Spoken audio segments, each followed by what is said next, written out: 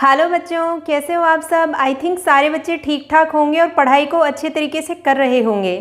तो मैं हूं डॉक्टर किरण वत्स और आज हम अपना आगे का टॉपिक कर रहे हैं प्लांट किंगडम चैप्टर का, जो कि क्लास 11th का है। तो बच्चों, प्लांट किंगडम चैप्टर जो है उसको हमने लगभग कवर कर लिया है। आज का जो लेक्चर है ये हमारा लास्ट लेक्चर है प्लांट किंगडम का। तो शुरुआत करते हैं टेरिडोफाइट से। टेरिडोफाइट जो है उसके कैरेक्टर क्या होते हैं, एग्जाम्पल कौन कौन से आते हैं उसके अंदर। तो टेरिडोफाइट जो है ये नॉन फ्लावरिंग प्लांट्स होते हैं। नॉन फ्लावरिंग प्लांट्स, इनमें रिप्रोडक्शन कैसे होता है। इनमें रिप्रोडक्शन, क्योंकि फ्लावर प्रेजेंट होते नहीं है तो रिप्रोडक्टिव पार्ट तो इसमें नहीं है, तो कैसे होता है, बाय स्पोर्स फॉर्मेशन। इसमें स्पोर्स बनते हैं और स्पोर्स के थ्रू ही इसमें रिप्रोडक्शन होता है। इसका हैबिटेट क्या होता है, कहाँ पाए जाते हैं। They are found in moist and sandy areas. ये मॉइस्ट और सैंडी एरियाज पे पाए जाते हैं। इनको और क्या कहा जाता है, they are called the reptiles of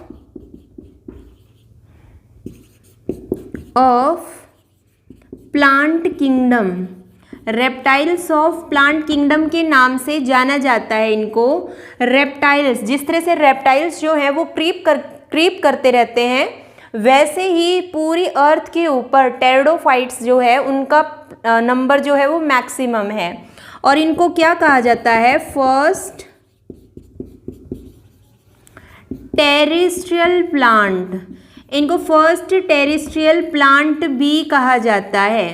तो ये कुछ एक बेसिक चीज़ें थी जो हमने टेरिडोफाइट के बारे में पढ़ी हैं कि ये नॉन फ्लावरिंग होते हैं, रिप्रोडक्शन होता है by spore formation, moist area पे पाए जाते हैं, सैंडी एरियाज पे पाए जाते हैं, फर्स्ट टेरेस्ट्रियल प्लांट कहा जाता है और इसको reptiles of the plant kingdom भी कहा जाता है। अब इसमें देखते हैं कि जो इसका लाइफ स्पैन होगा उसमें डोमिनेंट फेज कौन सा होता है, शुरुआत कहाँ से होती है, इंडिपेंडेंट फेज कौन सा होता है। तो देखते हैं बच्चों।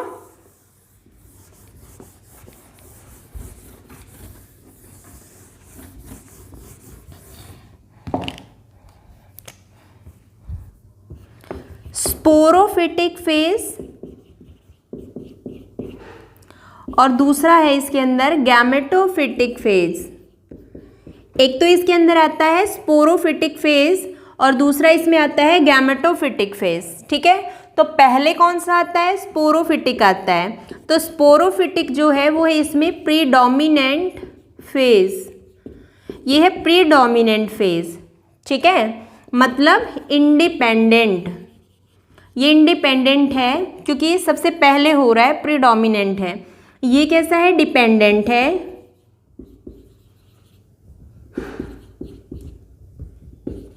इनकॉन्सिपियस कहा जाता है, मतलब क्या है कि ये डिपेंडेंट है। Well developed structure is not present. Gametophyte के अंदर इसका वेल डेवलप्ड स्ट्रक्चर नहीं होता है। तो स्पोरोफिटिक जो है वो डोमिनेंट होता है, गैमेटोफिटिक जो है वो डिपेंडेंट होता है। ठीक है, पहले स्पोरोफिटिक फेज आएगा, फिर उसके बाद गैमेटोफिटिक आएगा। तो स्पोरोफिटिक में क्या होता है, स्पोर्स का फॉर्मेशन होता है।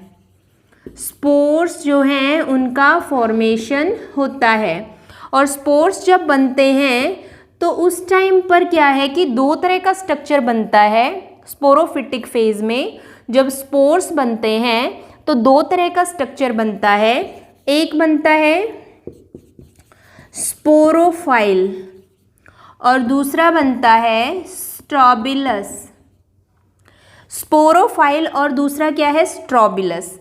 स्पोरोफाइल जो है, जब ये स्ट्रक्चर बनेगा तो उसमें दो तरह की लीफ भी बनती हैं।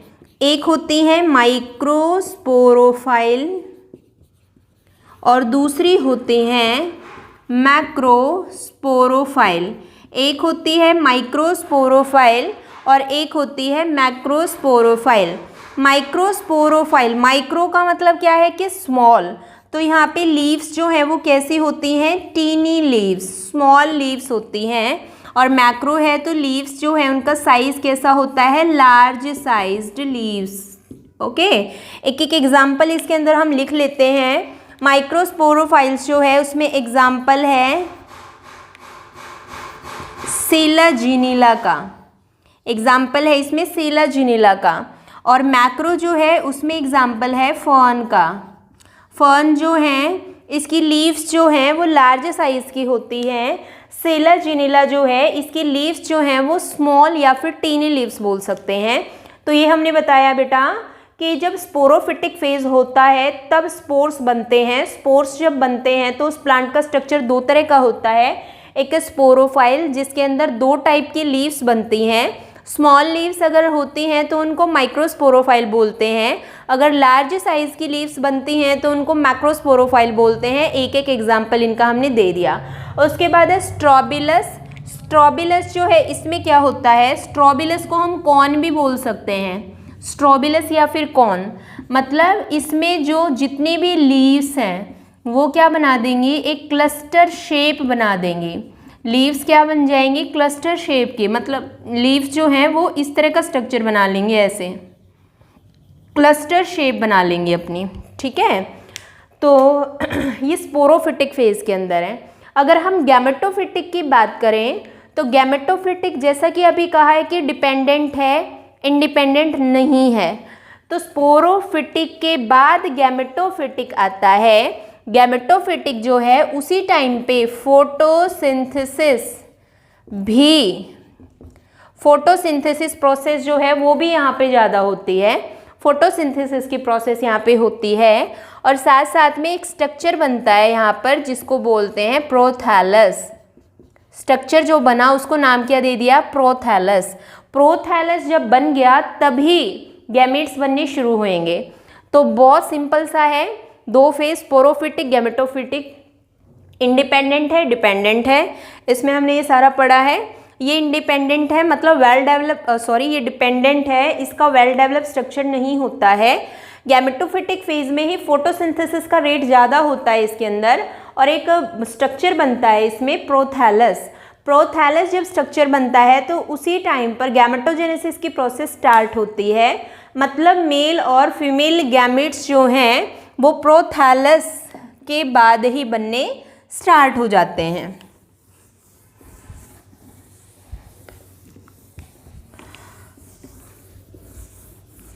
एक बार इसकी लाइफ साइकिल देखते हैं हम।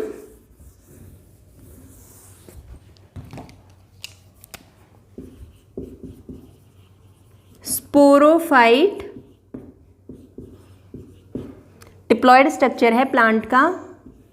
कौन सी प्रोसेस हुई है, मियोसिस। मियोसिस प्रोसेस के थ्रू स्पोरोफाइट्स ने क्या किए, स्पोर्स का फॉर्मेशन किया। और जब स्पोर्स का फॉर्मेशन हो गया तो जितने भी ये स्पोर्स बने हैं ये कैसे हैं, हैप्लॉयड स्पोर्स बने हैं। ठीक है, फिर इन स्पोर्स की क्या हुई, ग्रोथ, मतलब इन्होंने जर्मिनेशन किया। जर्मिनेशन किया तो जो नया स्ट्रक्चर बना वो क्या था, प्रोथैलस का। प्रोथैलस जो है वो गैमेटोफाइट का ही एक स्ट्रक्चर है। जैसे ही गैमेटोफाइट का स्ट्रक्चर बन गया हैप्लॉयड, तो यहाँ से गैमेटोजेनेसिस प्रोसेस शुरू हुई। गैमेटोजेनेसिस, गैमेटोजेनेसिस का मतलब क्या हुआ कि गैमेट्स का बनना। गैमेट्स दो टाइप के होंगे, मेल गैमेट होगा और फीमेल गैमेट होगा। अब ये आपस में क्या हो जाएंगे, फ्यूज़। फ्यूज़न को क्या बोलते हैं, फर्टिलाइजेशन।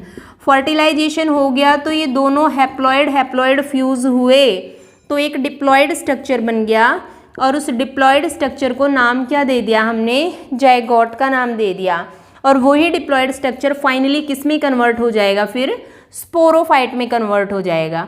तो यहाँ से शुरू किया, मियोसिस हुआ, स्पोर्स बने, जर्मिनेशन किया, प्रोथैलस का स्ट्रक्चर बना। गैमेटोफाइट जो है उसका स्ट्रक्चर प्रोथैलस में बन गया। प्रोथैलस के जस्ट बाद गैमेटोफाइट का स्ट्रक्चर बन गया जो कि हैप्लॉयड था। इसके बाद गैमेटोजेनेसिस शुरू हुआ, गैमेट्स बन गए, दो टाइप के गैमेट्स बने, मेल एंड फीमेल, दोनों का आपस में फ्यूज़न हुआ, जाइगोट बन गया। फाइनली जाइगोट कन्वर्ट हो गया स्पोरोफाइट में। 2n से ही शुरू किया था, 2n पे ही एंड कर दिया। तो इसका मतलब ये इसकी लाइफ साइकिल जो है टेरिडोफाइट की वो कैसी होती है, डिप्लॉन्टिक होती है। कैसी होती है, डिप्लॉन्टिक होती है। ये हमारा टेरिडोफाइट्स के बारे में हमने पढ़ा है अभी। नेक्स्ट अभी हम पढ़ रहे हैं अपना जिम्नोस्पर्म के बारे में।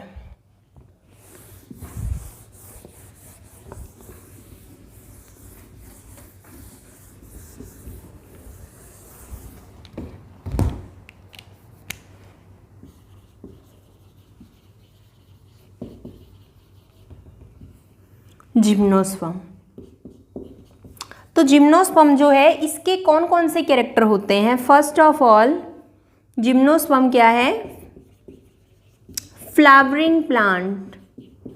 जिम्नोस्पर्म फ्लावरिंग प्लांट्स में आते हैं, ठीक है।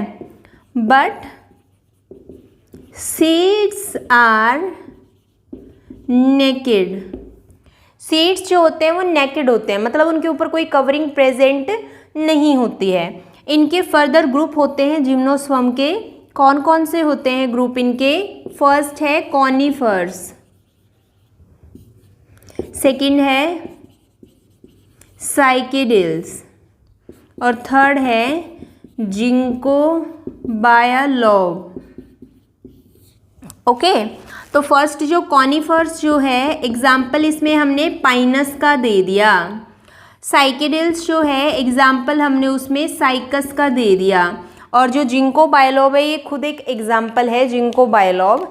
तो जिंको बायलॉब जो है इसके ऊपर पहले आपका क्वेश्चन बना हुआ है, आया हुआ है। जिंको बायलॉब जो है इसको क्या कहा जाता है, लिविंग फॉसिल्स। इसको क्या कहा जाता है, लिविंग फॉसिल्स। बहुत इंपॉर्टेंट है, याद रखना पड़ेगा आपको। क्या कहा जाता है इसको, लिविंग फॉसिल्स कहा जाता है। और दूसरी जो इसके बारे में इम्पोर्टेंट चीज़ है वो क्या है, जिंको बायलॉब जो है उसकी फैन शेप्ड लीव्स होती हैं। इसकी लीव्स का जो है वो कैसी होती हैं, फैन शेप्ड लीव्स होती हैं। लिविंग फॉसिल्स इसको कहा जाता है। तो ये जिम्नोस्पर्म के बारे में पढ़ा कि फ्लावरिंग प्लांट होते हैं, सीड्स होते हैं बट नेकेड फॉर्म में प्रेजेंट होते हैं। सब ग्रुप कौन कौन से हैं, कॉनिफर्स एग्जाम्पल है पाइनस, साइकेडिल्स एग्जाम्पल है साइकस और थर्ड है जिंको बायलॉब। जिंको बायलॉब को लिविंग फॉसिल्स कहा जाता है जिसकी फैन शेप की लीव्स होती हैं। बहुत बार आपका जो क्वेश्चन बनता है वो पाइनस और साइकस पे बनता है, तो एक बार इसको हम अच्छे से पढ़ लेते हैं क्या है। उससे पहले कुछ जिम्नोस्पर्म के बारे में। जिम्नोस्पर्म जो हैं मोस्ट ऑफ ऑल इसके अंदर हायर प्लांट्स आते हैं या फिर हायर ट्रीज बोल सकती हूँ मैं। हायर ट्रीज आते हैं जैसे कि रेडवुड ट्री, ठीक है, तो ये सब इसी के अंदर आते हैं। और मोस्ट ऑफ ऑल जिम्नोस्पर्म जो है इसके प्लांट्स जो हैं उनके वुड का यूज़ भी बहुत सारी जगह पे किया जाता है।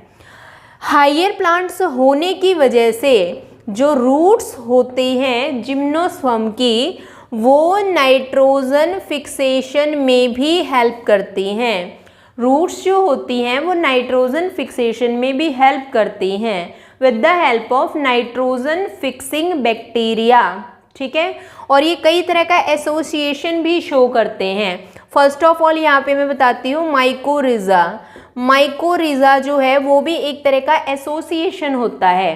किस किस के बीच का एसोसिएशन होता है, ये होता है रूट्स का, मतलब किसी प्लांट के रूट्स के बीच का और फंगस के बीच का एसोसिएशन होता है। किसी भी प्लांट की हायर ट्रीज जो हैं उनके रूट्स के साथ फंगस का एसोसिएशन होता है। तो फंगस क्या करती है, फंगस एब्जॉर्प्शन का काम करती है, कुछ नाइट्रोजन एंड अदर मिनरल्स को सॉइल से एब्जॉर्ब करती है। और रूट्स के अंदर उसको क्या होता है, शेल्टर, मतलब रहने की उसको जगह मिली हुई है वहाँ पर। तो ये क्या है, दोनों एक दूसरे के लिए क्या है, बेनिफिशियल हैं। तो दोनों एक दूसरे के साथ क्या है, कनेक्ट हैं, तो उसको बोलते हैं सिम्बायोटिक एसोसिएशन, ठीक है। अब क्या है, रूट्स जब नाइट्रोजन फिक्सेशन करती हैं तो उनके पास नाइट्रोजन फिक्सिंग बैक्टीरिया भी प्रेजेंट होते हैं। नाइट्रोजन फिक्सिंग बैक्टीरिया भी होते हैं, नाइट्रोमोनास, नाइट्रोकोकस सब। तो नाइट्रोजन फिक्सिंग बैक्टीरिया प्रेजेंट होते हैं जिन रूट्स के अंदर ये बैक्टीरिया प्रेजेंट होते हैं। नाइट्रोजन फिक्सिंग बैक्टीरिया जिन रूट्स के अंदर प्रेजेंट होते हैं उन रूट्स को बोलते हैं कोरोलॉइड। उन रूट्स को हम क्या बोलते हैं? कोरोलॉइड बोलते हैं। आई थिंक आपको ये समझ में आ रहा होगा, आसान ही है। हायर ट्रीज जो है उनकी रूट्स के साथ नाइट्रोजन फिक्सेशन का काम होता है। जिम्नोस्पर्म में जितने भी ट्रीज आते हैं वो ये करते हैं, हायर ट्रीज जो आते हैं। अब क्या है, नाइट्रोजन फिक्सेशन के साथ साथ एक तरह का एसोसिएशन भी करते हैं, जैसे कि माइकोरिजा। माइकोरिजा एक एसोसिएशन है जिसमें हायर ट्रीज की रूट्स जो होती हैं वो किसी फंगस के साथ एसोसिएशन कर लेती हैं।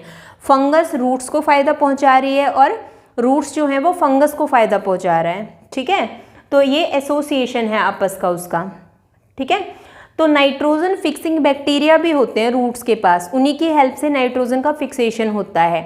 जिन रूट्स में नाइट्रोजन फिक्सिंग बैक्टीरिया होते हैं उन रूट्स को, क्योंकि वो रूट्स क्या कर रही हैं, हेल्प कर रही है नाइट्रोजन फिक्सेशन में, उन रूट्स को हम क्या बोलते हैं? कोरोलॉइड रूट्स बोलते हैं। जिम्नोस्पर्म जो है, अगर हम बात करें फर्स्ट केस हमारा पाइनस, तो पाइनस के बारे में देखते हैं एक बार। तो यहाँ पे हम पाइनस जो है इसके केस के बारे में पढ़ रहे हैं। पाइनस जो है इसमें किस तरह का अरेंजमेंट होता है लीव्स का? नीचे की तरफ ये लॉन्ग लीव्स होती हैं और ऊपर की तरफ जाते हैं तो ये स्मॉल होती रहती हैं, कुछ इस तरह से। ठीक है, तो क्या है कि बेस पे क्या है? ओल्डर लीव्स हैं और टिप पे क्या है? न्यू या फिर बोल सकते हैं यंग लीव्स हैं। बेस पे क्या है? ओल्डर हैं, टिप पे क्या है? न्यू है। इस तरह का जो अरेंजमेंट होता है उसको एक्रोपेटल अरेंजमेंट कहा जाता है।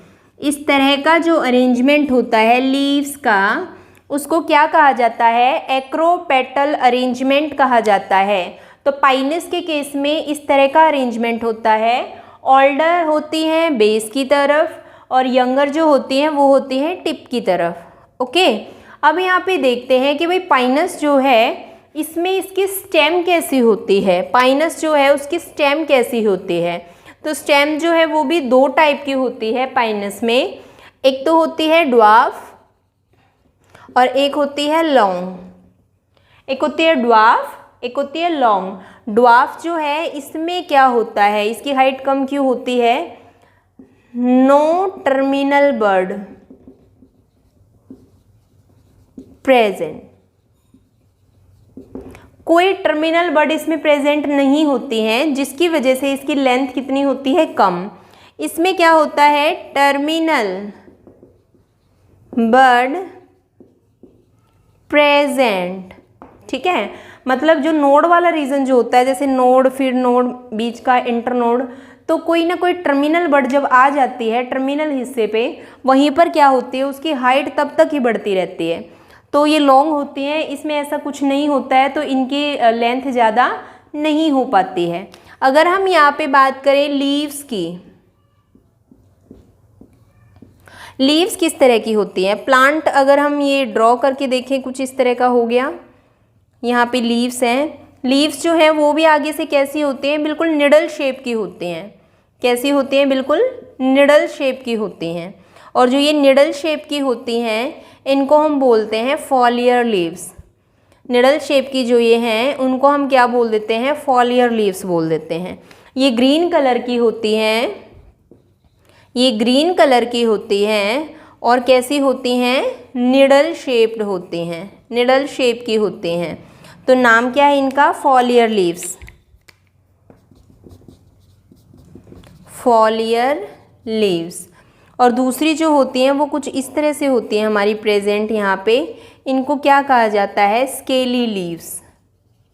क्या कहा जाता है? स्केली लीव्स कहा जाता है। अब क्या है कि डोमिनेंट फेज जो है जिम्नोस्पर्म का वो स्पोरोफाइट ही होता है। और सेम जैसे हमने इससे पहले पढ़ा था कि जो स्पोरोफाइट जो है सेम वो क्या करेगा? स्पोर्स को बनाएगा। मतलब वो क्या कर रहा है? स्पोर्स का फॉर्मेशन कर रहा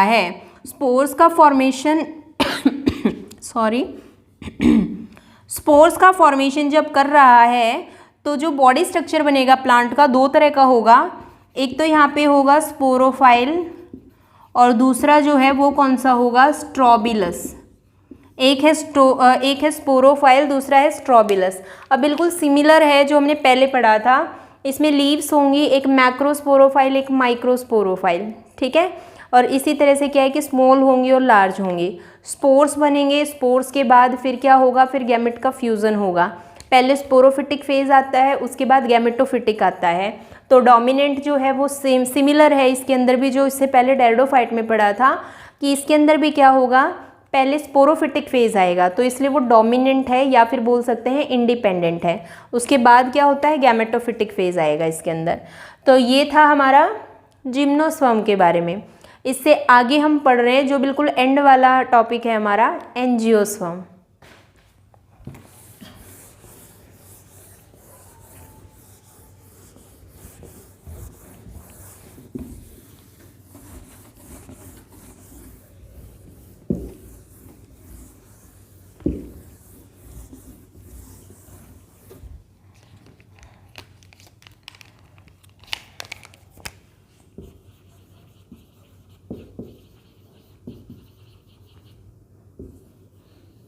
एंजियोस्पर्म, एंजियोस्पर्म जो है इसके कौन कौन से कैरेक्टरिस्टिक्स होते हैं। First of all they are flowering plants. ये क्या है, फ्लावरिंग प्लांट्स में आते हैं, ये फ्लावरिंग प्लांट्स में आते हैं।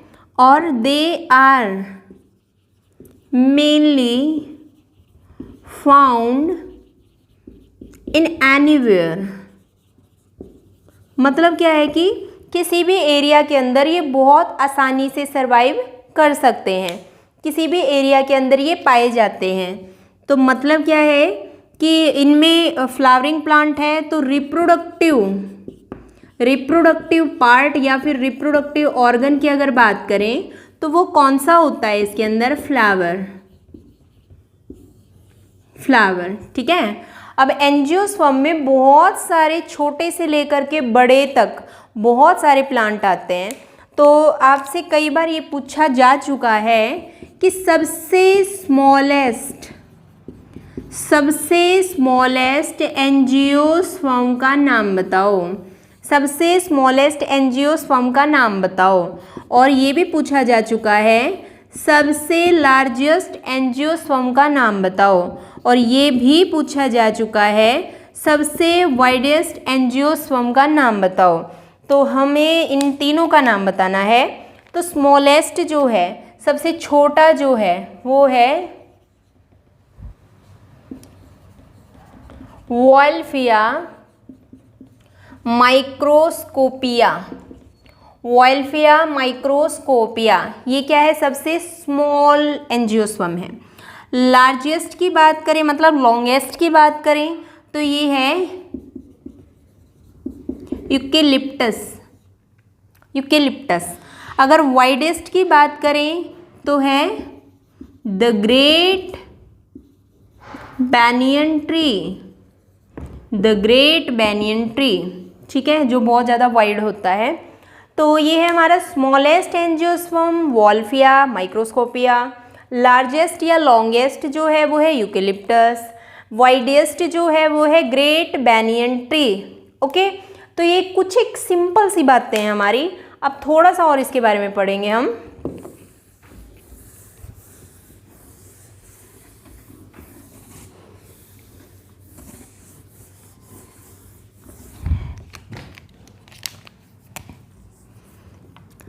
हैबिटेट के बारे में, जैसे कि मैंने अभी तुम्हें ये कहा था कि कहीं भी पाए जा सकते हैं किसी भी कंडीशन में। तो हैबिटेट ये एक्वेटिक भी होते हैं। ये कैसे होते हैं, ये एक्वेटिक भी होते हैं। पानी के अंदर ये होते हैं तो दो तरीके से हो सकते हैं, या तो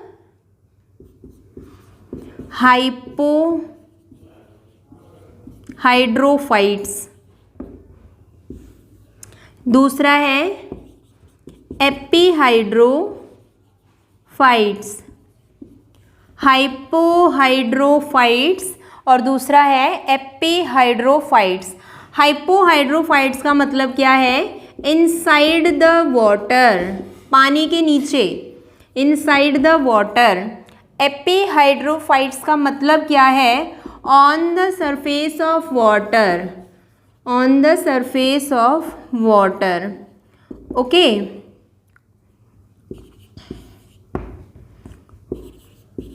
जूफाइट्स,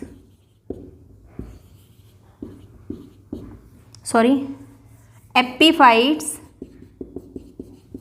मीन्स ये किसी दूसरे प्लांट की बॉडी के ऊपर भी हो सकते हैं। मतलब ऑन द सरफेस ऑफ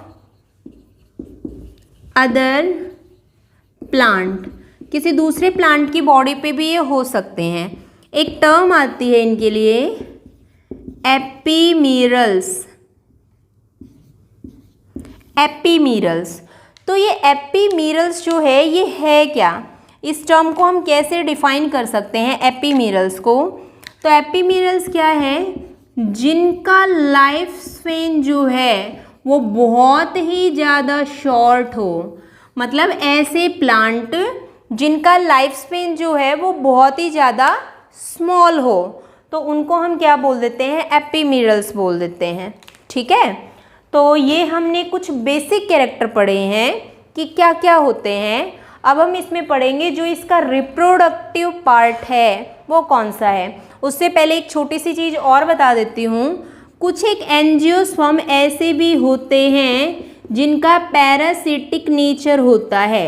कुछ एक एंजियोस्पर्म ऐसे भी होते हैं जिनका पैरासिटिक नेचर होता है। अगर वो दूसरे प्लांट के ऊपर अगर हों तो उस दूसरे प्लांट को वो ख़त्म कर देते हैं, डैमेज कर देते हैं, उसके डेथ कर देते हैं।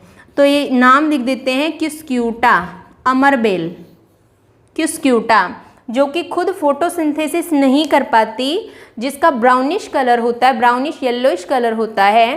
तो खुद तो फोटोसिंथेसिस नहीं होता है, बट जिस भी प्लांट पे वो होती है वहाँ से वो एब्जॉर्प्शन करती रहती है और जिस प्लांट के ऊपर होती है उसकी डेथ हो जाती है। तो अभी पढ़ रहे हैं यहाँ पे हम इसका जो रिप्रोडक्टिव पार्ट था उसके बारे में, मीन्स फ्लावर के बारे में। आई थिंक समझ में आ रहा होगा।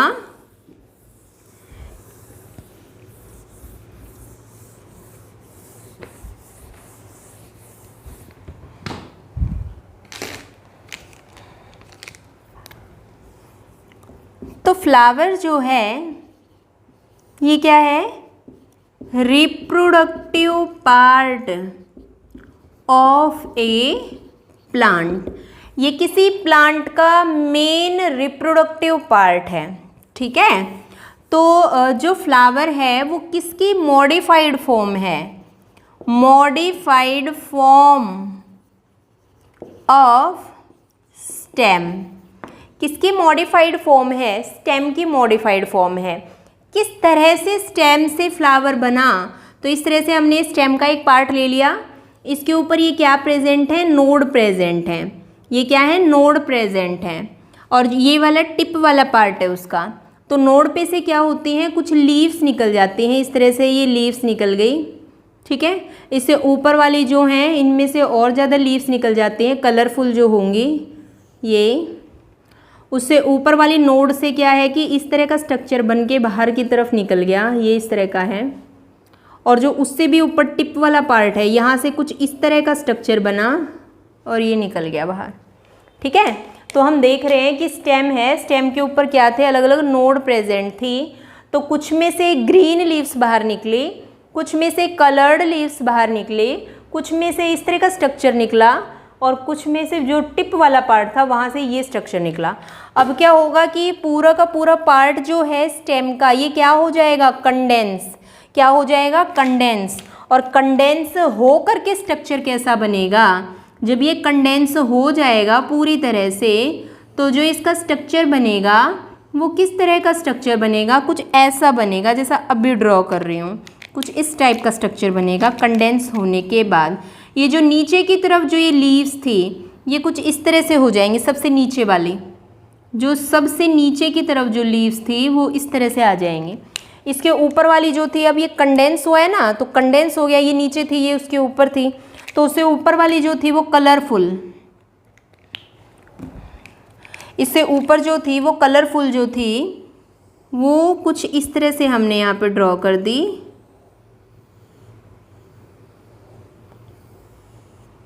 इस तरह से, ठीक है। अब इसमें मेल और फीमेल पार्ट को दिखाना है, तो देखो किस तरह से दिखाएंगे हम मेल और फीमेल पार्ट को। यहाँ से हमने ये दिखा दिया इधर, ये इधर,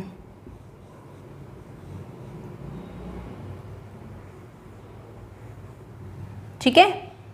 और बिल्कुल सेंटर से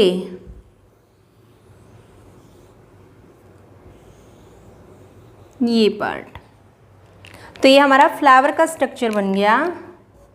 ये स्ट्रक्चर हमारा बन गया है फ्लावर का।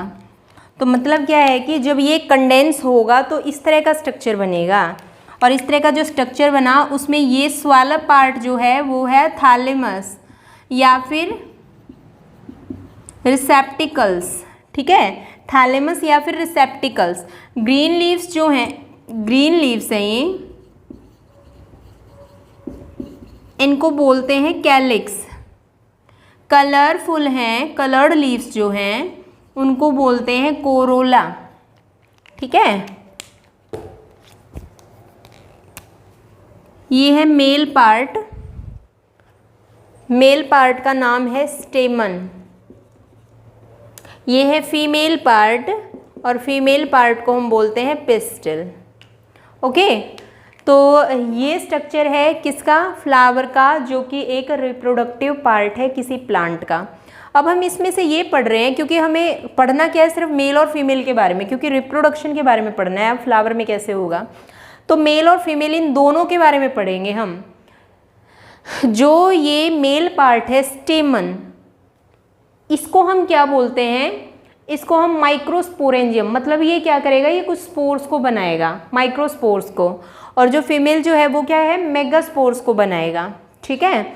अब इसकी एक बार लाइफ साइकिल में देख लेते हैं कि किस तरह से लाइफ साइकिल चलती है, कैसे कैसे रिप्रोडक्शन होता है, कहाँ से शुरुआत होती है। डोमिनेंट फेज जो है वो कौन सा होता है, एंजियोस्पर्म में।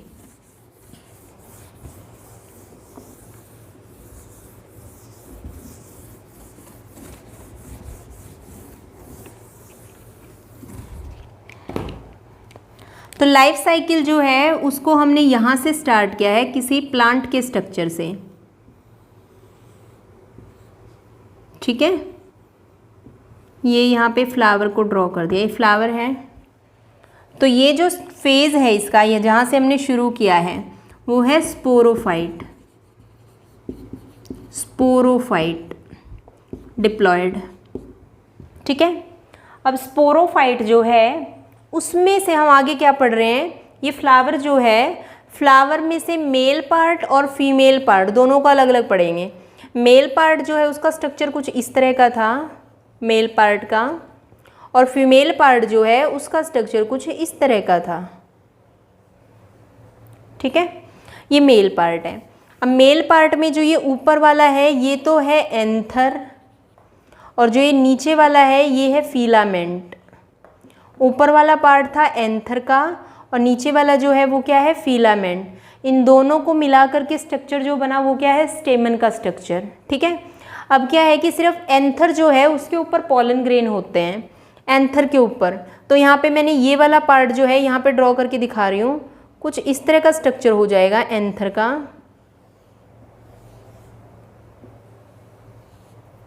एंथर का, और उसके अंदर क्या होते हैं, ये चैम्बर होते हैं। ये एंथर का स्ट्रक्चर मैंने इधर ड्रॉ कर दिया है, कुछ इस तरह का होता है। टीएस अगर करें तो उसके अंदर क्या होते हैं, ये चैम्बर होते हैं। इन चैम्बर को क्या बोलते हैं, पॉलन चैम्बर। क्या बोलते हैं, पॉलन चैम्बर बोलते हैं। इसके अंदर क्या होते हैं, इस तरह से ये सेल भरी हुई होती हैं, ठीक है, सेल। तो जो बीच वाली जो सेल होती हैं वो छोटी होती हैं, बाउंड्री पे जो होती हैं वो बड़ी सेल होती हैं। बीच वाली को स्पोरोजिनस बोलते हैं, बाउंड्री पे जो होते हैं उनको पैराइटल बोलते हैं, ओके। तो इनमें से हर एक सेल जो है, एक की बात कर रही हूँ, इसके अंदर से जब ये बाहर वाली इस लेयर को रप्चर करके बाहर निकलेंगे ना यहाँ से, तो यहाँ आकर के ऐसे चिपक जाते हैं ये बाहर एंथर के ऊपर। तो इसमें से एक की बात कर रही हूँ मैं कि किस तरह से एक जो सेल है वो कैसे बनाती है। एक जो है वो क्या बनाती है, सीधा 4 माइक्रोस्पोर को बनाती है। तो क्या बोल दिया, टेट्राड माइक्रोस्पोर। एक से सीधा 4 माइक्रोस्पोर बनते हैं, ठीक है, एक से सीधा 4 माइक्रोस्पोर। ये 4 माइक्रोस्पोर यहाँ पे बना के दिखा दिए, हैप्लॉइड हैं ये, एक से सीधा 4 माइक्रोस्पोर बने। ओके, यहाँ पे हमने बात करी अब ये फीमेल पार्ट। फीमेल पार्ट जो है ये है स्टिग्मा, ये है स्टाइल और ये पार्ट है ओवरी। ओवरी के अंदर क्या प्रेजेंट है, ओवरी के अंदर प्रेजेंट होते हैं ओव्यूल्स।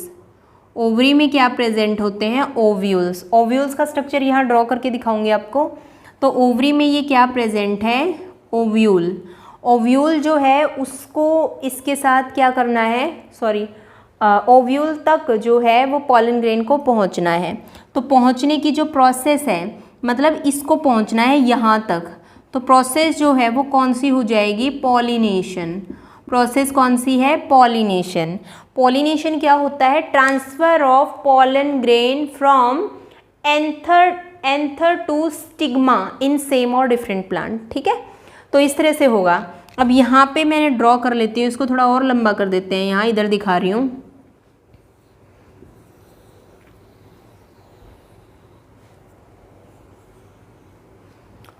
ये पॉलन ग्रेन आया और यहाँ पर आकर के रुक गया।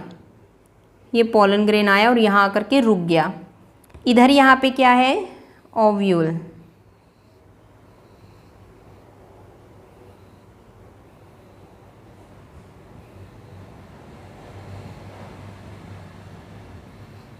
ये ओव्यूल का स्ट्रक्चर है।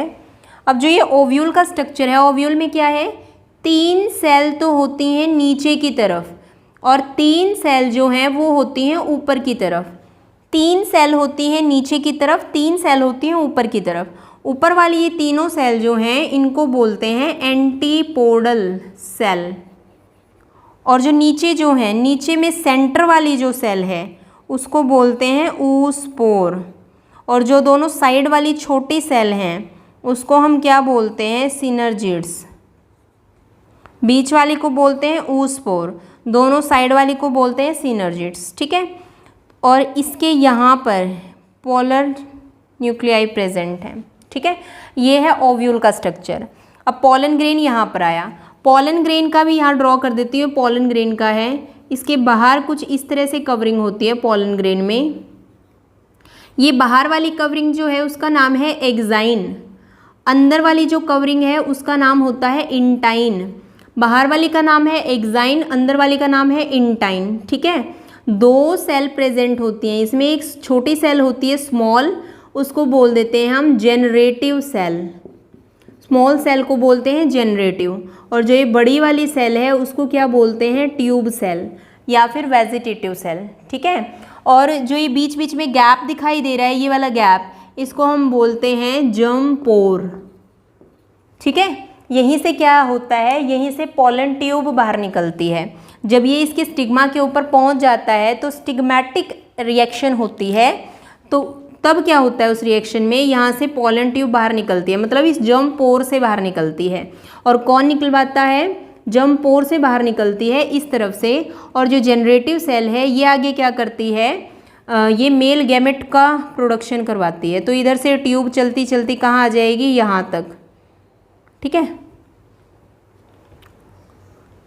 इस ट्यूब को जो गाइड कर रहे हैं आगे जाने के लिए, वो यहाँ पर कुछ टिश्यू होते हैं जिनको हम कंडक्टिंग टिश्यू या फिर कंडक्टर भी बोलते हैं। यहाँ तक पहुँच गए, ठीक है। अब जो ये है यहाँ पे पॉलन ग्रेन जो है, पॉलन ग्रेन जो है जब इसमें से ट्यूब का स्ट्रक्चर रिलीज होता है, इसका जो ये पॉलन ग्रेन जो है जब इसमें से ये ट्यूब का स्ट्रक्चर इस तरह से रिलीज होता है तो यहाँ पर इसके पास होते हैं 2 पोलर गैमेट, मतलब 2 मेल गैमेट होते हैं इसके पास। अब जब ये ट्यूब के साथ यहाँ पर पहुँच गया तो यहाँ आकर रप्चर कर दिया इसको, एक सिनर्जिड को रप्चर किया और अंदर पहुँच गया, एक सिनर्जिड को रप्चर किया और अंदर पहुँच गया। यहाँ पे ड्रॉ करके दिखा रही हूँ मैं आपको। ये इस तरह से था, ये जो बीच वाला ये है ना इसका ये पार्ट, इसको हम एम्ब्रियो सैक बोलते हैं।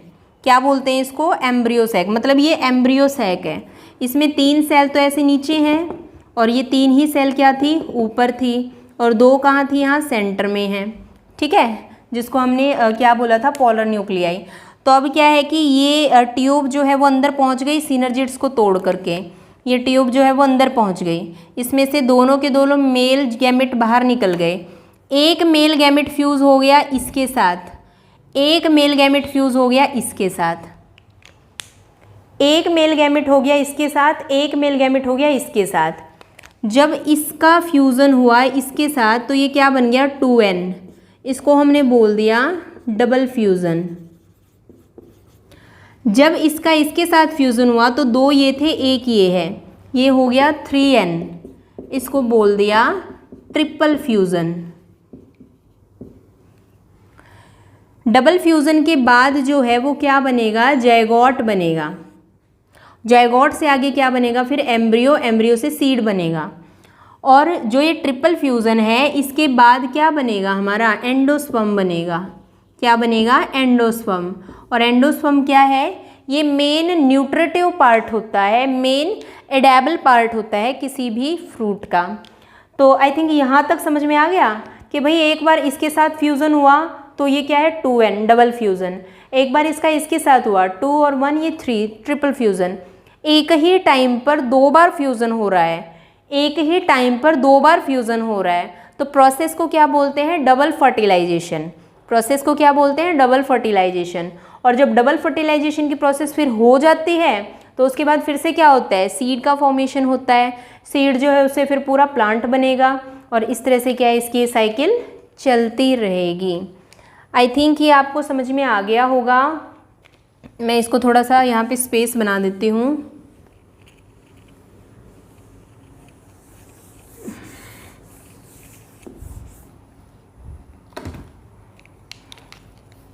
यहाँ से क्या हुआ? जो सीड्स थे वो बन जाएगा और फिर आगे फर्दर डेवलपमेंट हो जाएगा इस तरह से।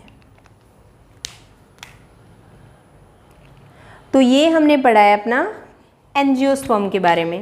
आई थिंक आपको ये समझ में आ गया होगा, इसमें ज़्यादा प्रॉब्लम नहीं होगी। एक छोटा सा टॉपिक और है जो अभी हम कर लेते हैं, उसके बाद हमारा ये फिनिश हो जाएगा। वो है ऑल्टरनेशन ऑफ जनरेशन।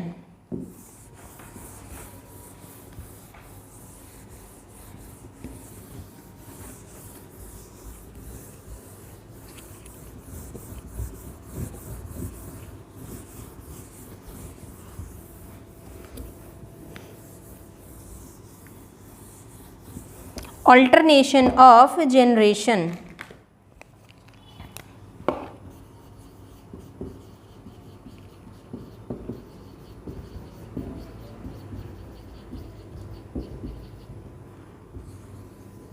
अब ये ऑल्टरनेशन ऑफ जनरेशन होता क्या है? ऑल्टरनेशन ऑफ जनरेशन का मतलब होता है कि भाई इसमें जो लाइफ साइकिल चलती है उसके बारे में पढ़ रहे हैं। 3 तरह से होता है। एक होता है हैप्लॉन्टिक लाइफ साइकिल, एक होता है डिप्लॉन्टिक लाइफ साइकिल और एक होता है हैप्लोडिप्लॉन्टिक लाइफ साइकिल। एक होता है हैप्लॉन्टिक लाइफ साइकिल, एक होता है डिप्लॉन्टिक लाइफ साइकिल और एक होता है हैप्लोडिप्लॉन्टिक लाइफ साइकिल। अब जो हैप्लॉन्टिक है सबसे पहले उसमें पढ़ रहे हैं। हैप्लॉन्टिक जो है उसको हम यहाँ से शुरुआत कर रहे हैं गैमेटोफाइट से। गैमेटोफाइट जो है ये हाफ सेट ऑफ क्रोमोसोम होता है इसके अंदर। गैमेटोफाइट्स जो है ये क्या करेगा? गैमेट्स को बनाएगा।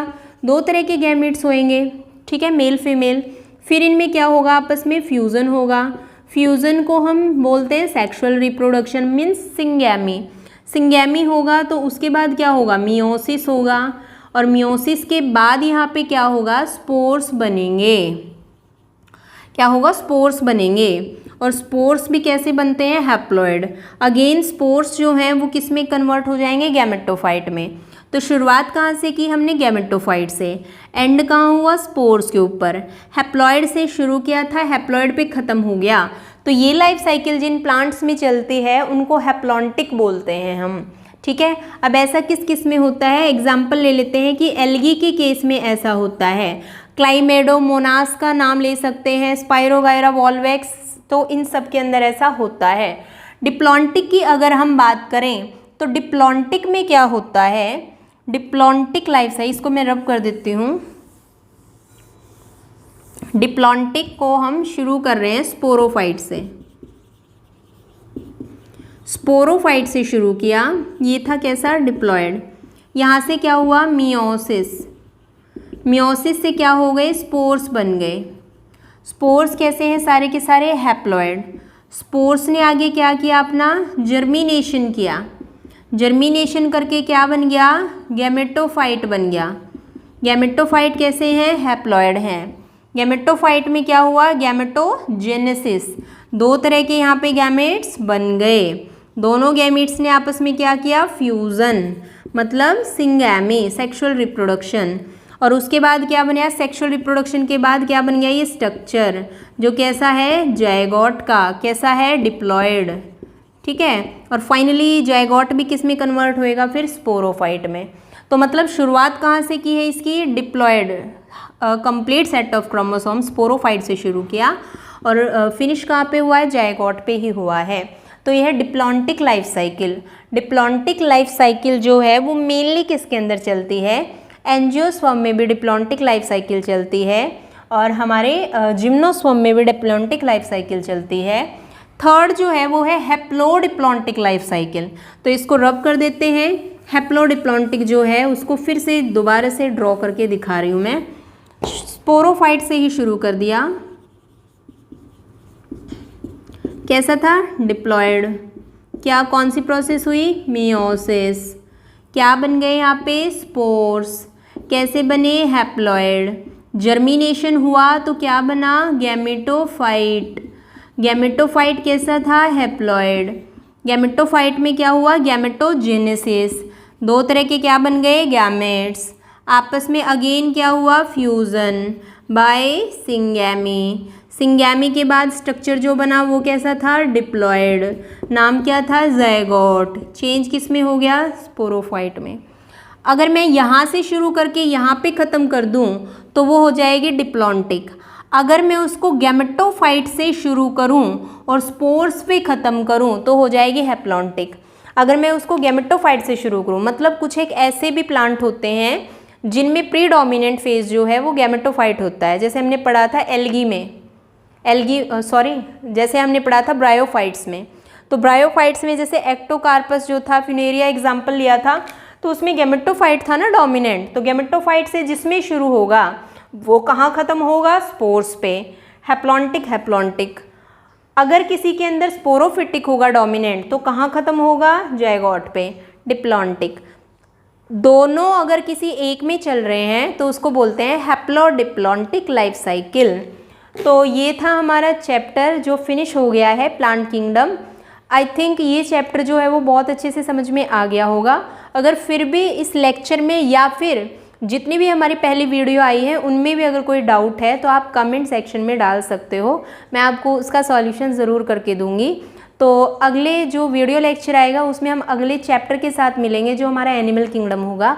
तो तब तक के लिए आप इसको पढ़ना, अच्छे से ट्राई करना, पढ़ के और डाउट आए तो कमेंट सेक्शन में डाल देना। मिलते हैं बहुत जल्दी अगली वीडियो के साथ, तब तक के लिए थैंक यू।